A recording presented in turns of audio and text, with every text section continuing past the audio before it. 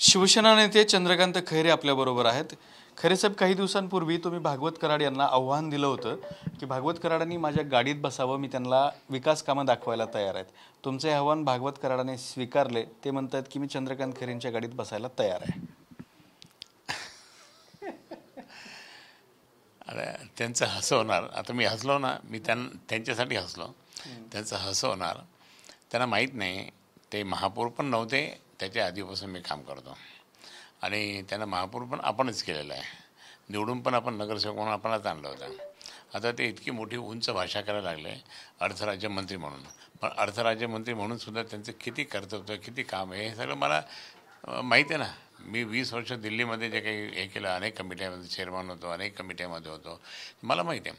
पण आता उगाचच काहीतरी म्हणजे यांच्यासमोर भाषण केलं सन्माननीय गृहमंत्र्यासमोर. पण ते सन्माननीय गृहमंत्री चंद्रकांत खैरे कसं ते माहिती आहे ना. त्यांना माहिती आहे ना ते आम्ही किती कोणते कामं केले, काय केले, कसे केले, हे सगळं त्यांना माहिती आहे. आता यांना मुद्दाम त्या ठिकाणी त्यांच्यासमोर फुशारकी मारण्याचा काही अर्थ नव्हता ना. ठीक आहे, पण आता हळूहळू त्यांना मी असं फोटोग्राफी आमचं पुस्तकच पहा म्हणत आहे. डॉक्टर साहेब, पुस्तक खाली आहे का? आमचं पुस्तकच पाहिलं, ते पुस्तकात सगळं रेकॉर्ड आहे, तुम्ही पाहू शकता तुम्ही. आणि म्हणून ते मागवता खरं ते पुस्तक. ते पुस्तकच पहा म्हणा तुम्ही. आणि त्या दृष्टिकोनातून संपूर्णपणे त्या ठिकाणी आपलं काम. आज मला कोणी भेटलं तर ते मला म्हणतं की साहेब, तुम्ही माझं असं काम केलं होतं, हे काम केलं होतं, इथे तर मदत केली. हे मला माझेच मतदार त्या ठिकाणी मला म्हणतात. हे माझं त्या ठिकाणी सौभाग्य आहे की माझे जे मतदार आहेत ते मला आठवण करून सांगू लागले. कोणी सांगत नाही, पण यावेळेस मात्र सगळेजण सांगायला लागले. मग आता तुम्ही त्यांना गाडीत घेऊन विकास दाखवणार की पुस्तक दाखवणार? नाही, त्यांना पुस्तक त्यांच्याकडे दिलंही असावं मला वाटतं. पण त्यांना गाडीत बसून हे करतं ते त्याचा म्हणजे ते त्याचा गैरसमज करतील. ते पण आम्ही दोघंजण फिरू लागलो म्हणजे ते. मग परत एखाद्या वेळेस काहीतरी बातमी उलटीच देते. भाजपवाले काय करतात, त्यांच्याकडे मीडिया सगळे असे, पण ते हटकून हे करतात. पण त्यांना प्रत्यक्षात मी त्यांच्या एखाद्या व्यक्तीला आणि माझ्या एका व्यक्तीला जाऊन पाहून फोटोग्राफ काढा, हे करा. म्हणजे तुमची तयारी नाही? तयारी म्हणजे माझी काय, तुम्हाला माहिती आहे, 7,000 कोटीचा हा रस्ता सोलापूर ते धुळे, धुळे ते सोलापूर हा कोणी केला? चंद्रकांत खैरेंनी केला. ऑक्सफर्ड फंडनीच त्यांच्या. हा समांतर जलवाहिनी जी आणली 792 कोटीची, ती 792 कोटीची समांतर जल PPP आणली, तीसुद्धा त्या ठिकाणी यांनी ह्याच भाजपवाल्यांनी ती रद्द केली. आणि आता मात्र त्या ठिकाणी ती 792 कोटीची योजना ह्या समाजाच्या जनतेवर लादली गेली, ती 2800 कोटीपर्यंत गेली. आता मग आता हे कोणामुळे झालं आहे? त्यांच्यावर खरं त्यांच्याकडनं वसूल केलं पाहिजे. ही भूमिका माझी आहे. हे जितका पैसा वाढला, सन्माननीय आनंद दिघे साहेबांनी ठाणे महापालिकेत असंच केलं होतं. स्टँडिंग कमिटीच्या लोकांना त्या ठिकाणी त्यांनी कंप्लेंट केली मनोहर जोशी सरांना. त्यावेळेस मनोहर जोशी मुख्यमंत्री होते आणि ती चौकशी सुरू झाल्यानंतर त्यामध्ये अनेकांना त्या ठिकाणी म्हणजे अटक झाली होती त्यावेळेस. आणि म्हणून त्या ठिकाणी तुम्ही जर समजा ती ₹1 प्रॉडक्ट आहे, ते ₹1 आहे, तुम्ही ते ₹10 ₹1 प्रॉडक्ट ₹1.5 मिळाला, ठीक आहे. पण तुम्ही त्या ठिकाणी ₹1.5 मिळाला म्हणून तुम्ही अजून काहीतरी करायला होतं, ते ₹10 घेतलं. मग ते जे ₹9.5 जे वाढलेले आहे ते कोणामुळे वाढले, ते त्यांना कारवाई करायला. तर आता या अशा प्रसंगी समांतर जलवाहिनी तर झाली, यांनी बंद केली. आता ते नुकसान करून घेतलं, अजूनही पाणी मिळत नाही या भाजपाच्यामुळे. दुसरी गोष्ट म्हणजे हे काँग्रेसच्या राज्यात आणलेली म्हणजे समांतर जलवाहिनी. दुसरी काँग्रेसच्या याच्यात आणलेली भूमिगत गटार योजना ही आणली. अशा अनेक योजना मी त्या ठिकाणी. दिल्ली मुंबई इंडस्ट्रियल कॉरिडॉर कोणामुळे आणलं? मी त्या ते माझ्या मतदारसंघात यायचं, ते पूर्ण तो भाग. आणि तो भाग याच्यात म्हणून मी स्वतः म्हणजे मंत्री महोदय, मुख्यमंत्री, प्रधानमंत्री महोदय त्यांच्याकडे जाऊन त्या ठिकाणी काँग्रेसच्या राज्यात ही योजना मी आणली. दिल्ली मुंबई इंडस्ट्रियल कॉरिडॉर हे चंद्रकांत खैरेंनी काँग्रेसच्या गव्हर्नमेंटकडनं घेतलेली आहे. पण मग ही चांगल्या गोष्टी आहेत ना, हे तुम्ही त्यांना गाडीत घेऊन दाखवणार का नाहीत? मी करता मला त्याचं इतकं हसं येतं. त्यांना काही माहीत नाही. दिल्ली त्यांना माहीत नाही अजून. ते फर्स्ट टर्मचे त्या ठिकाणी खासदार आहेत. मी ते हे म्हणेल ते खासदार आहे ना, कशाला त्यांना इलेक्शन लढवायची. मी आहे ना, आता मी होणार ना खासदार, म्हणजे 2 खासदार या शहराला मिळतात ना. पण ते असंच चालतं त्यांचं, म्हणजे दिल्ली समजली नाही त्यांना काही अजून.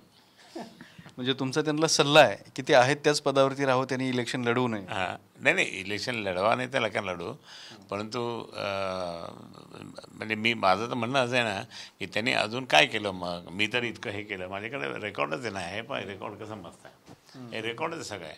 आता इतका रेकॉर्ड असताना त्या ठिकाणी हे म्हणता काही मला माहीतच नाही, काही काम केलं नाही. हे काय काम केलं म्हणून यांना माहीत नाही. आणि त्यावेळेस मी युतीचा खासदार होतो.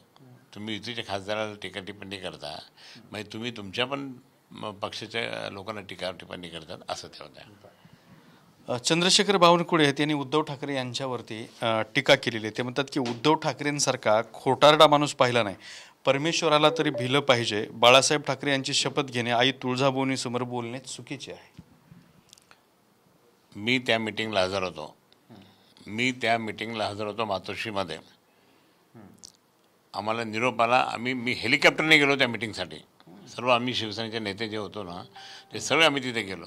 आणि आमच्यासमोर झालं आहे की 2.5 वर्ष. मग खोटारडं कोण आहे? आता हे त्यावेळेस हे कुठेतरी मला वाटतं आमदार असतील, हे बावनकुळे कुठेतरी आमदार असतील किंवा नसतील. पण त्यावेळेस मला वाटतं त्यांना तिकीट नंतर मिळालंच नाही ना. ऊर्जा मंत्री होते ते. अच्छा, ऊर्जा मंत्री काहीतरी होते वाटतात. पण त्यांना माहिती आहे का, ऊर्जा मंत्री म्हणजे या सगळ्या मोठ्या नेत्यांच्या समोर ऊर्जा मंत्री काहीच नाही आहे. पण आम्ही तर त्या ठिकाणी शिवसेनेचे नेते म्हणून माननीय उद्धव साहेबांनी आम्हाला बोलवलं आणि आम्ही त्या ठिकाणी चर्चा केली. चर्चेमध्ये त्यांनी ते सांगितलं की आपलं 2.5 वर्ष झालेलं आहे, असंच सांगितलं. स्वतः त्यांच्यासमोर सांगितलं. हो, बिलकुल 2.5 साल का. इतकं झाल्यानंतर मग का बदलले, कशा करता बदल, किती बदलतं. अहो, माझ्या लोकसभेच्या निवडणुकीमध्ये 19च्या आज मला कोणी पाडलं? रावसाहेब दानवे यांनी पाडलं मला. सिग्मामध्ये बसून त्या ठिकाणी माझ्या अगेन्स्ट प्रचार करत होते. ज्यावेळेस युती धर्म यांनी पाळला का रावसाहेब दानवेंनी? नाही पाळला. युती धर्म नाही पाळला. म्हणजे अर्धी भाजप फोडली होती त्यांनी. एक भाजप त्या ठिकाणी आदरणीय देवेंद्रजी सांभाळायचे. त्यांनी काम केलं होतं आपलं, कारण ते काम याच्याकरता केलं त्यांनी की त्यांनी युती धर्म पाळला. आणि इथे मात्र ह्या रावसाहेब दानवे महाराष्ट्राचे अध्यक्ष असताना सुद्धा युती धर्म पाळला नाही. माझ्या अगेन्स्टमध्ये ते काम केलं आणि जावयांना मदत करण्याचा खूप मोठा म्हणजे त्यांनी प्रयत्न केला. ते फेल झाले, परंतु त्या ठिकाणी मतदान तर कमी जास्त इकडे तिकडे झालं की नाही. म्हणजे हे असे माणसं खोटारडे हे आहेत. आणि म्हणून म्हणतो की मी अशा लोकांना त्या ठिकाणी, आता आम्ही उद्धवसाहेब जे दूर झाले ना, ते चांगलं झालं. आता लोकांना समजायला लागलं हे आमचे ते फुटलेले लोक, जे फुटलेल्या लोकांची येतात असं. म्हणजे 13 खासदार फुटले आणि आता ते 6-7 जागा देतात लोकसभेच्या. म्हणजे ते गेले ना सगळे बाकीचे. जर इथे असं तर भारतीय जनता पार्टी लोकसभेच्या 35 जागा लढवणार असं सांगितलं जात आहे. आणि भगवंतजींनी मोहनजींनी ते सांगितलं त्याप्रमाणे 35 जागा. ठीक आहे, आता त्यांचा प्रश्न येतो, आपला काय करायचा. पण शिंदे गट आणि अजित पवारांना संधी कमी मिळते. पण आता 35 म्हणजे ते 13 खासदार म्हणजे 6-6, 7-7 असं वाटून घ्यावं लागेल त्यांना. 6.5 वाटून घ्यावं लागेल त्यांना. 6.5 म्हणजे तुम्ही कुठे अर्धी जागा कुठं वाटायची, कुठे आता पाहा ना तुम्ही. 13 खासदार आमचे फुटले आणि त्या 13 खासदार नाही. म्हणजे आता त्यांनी स्वतःच असं तोंड जोडून घेतलं पाहिजे. हे जे फुटलेले आमदार आहे ना, खासदार आहे ना, तोंड जोडून पाहिजे सर काय झालं म्हणून कळलं पाहिजे की माननीय उद्धवजी ठाकरे साहेबांनी ज्या पद्धतीने सरकार केलं त्या सरकारमध्ये हे स्वतः होते ना. हे आदरणीय शिंदेसाहेब पण होते ना त्याच्यामध्ये. मग इतके असताना सुद्धा त्यांनी मग कळलं नाही त्यांना की बाबा हे असं झालं. तर पूर्ण अधिकार त्याने दिले होते माननीय उद्धवजींनी त्यांना, तरी ते काय केलं म्हणतात ते. बरं, तुम्ही ह्या जागा वाटपावर बोलताय, मात्र तुमची महाविकास आघाडीचं जागा वाटप ते सुद्धा ठप्प आणखीन होत नाही. निवडणूक 8 दिवसावर आल्यात. ते उद्धवसाहेब आहेत आणि प्रकाशजी आहेत. त्या दोघांनी मिळून त्या ठिकाणी सगळं व्यवस्थित केलेलं आहे. आणि आदरणीय शरद पवार साहेबांच्या उपस्थितीत झालेलं आहे. आणि काँग्रेसचे आमचे नेते जे आहेत ते सगळे तुम्ही पहा असा धमाका होणार ना. हे जे 35 जागा लढवता ना, एकदम 35 जागाच हे महाविकास आघाडीचे येतील. पाहतो मी 35 जागा. मग शिवसेनेला किती जागा मिळतील? नाही 35 जागा महाविकास आघाडीच्या निवडून येतील. त्यात शिवसेनेचे किती असतील? मॅक्झिमम आमचे जवळपास सगळेचे सगळे येतील, कारण उद्धव साहेबांच्या बाबतीत जे काही सहानुभूती जनतेने दाखवलेली ती मतं त्या ठिकाणी मतपेटीद्वारे ते मिळतील. बावनकुळे पोळ म्हणतात की 45+ जागा आम्ही जिंकू, निवडून येणारा उमेदवार असेल याच बेसिसवरती उमेदवारी दिली जाईल. नाही, आमच्याकडं पण तेच आहे ना, मग तसंच केलं. पण तुम्हाला एक सांगतो की हे जरी असं असलं तरी बावनकुळेंना त्याचा काही इतका अजून अनुभव नाही आहे. त्यांनी विचाराने बस ते आपला पक्ष संघटनेचंच काम करावं. उदय सामंत म्हणतात की अदानीचं विमान फिरायला चालतं, अदानीचे विमान जामनगरला जायला चालतं, पण प्रकल्प अदानीने करू नये अशा प्रकारची वाईट प्रवृत्ती, राजकीय प्रवृत्ती वाढते. ते त्यांनाच विचारा तुम्ही. तुमच्यासाठी प्रश्न उपस्थित केला. आता ते बोललं तर शेवटच्या दिवशी शेवटचा माणूस पळून गेलेला माणूस हा आहे. आमच्याबरोबर नाश्ता करायला लागले संध्याकाळी शिवसेना भवनमध्ये, आणि दुसऱ्या दिवशी पळून गेले. बरोबर मला एकाने हरिद्वारवरून फोन केला की साहेब, मला एक महाराजांनी फोन केला की हो तुम्हाला गए, मला नाही, अरे हमारे साथ में नाही गए बरं. तर असे खोटे माणसं, पळून जाणारे माणसं, धोका देणारे माणसं हे काय सांगू शकतील? तर हे होते चंद्रकांत खैरे यांनी पुन्हा एकदा महायुतीवरती टीकास्त्र केले. कॅमेरामन विकी सोबत दत्ता कानवटे, TV9 मराठी, छत्रपती संभाजीनगर.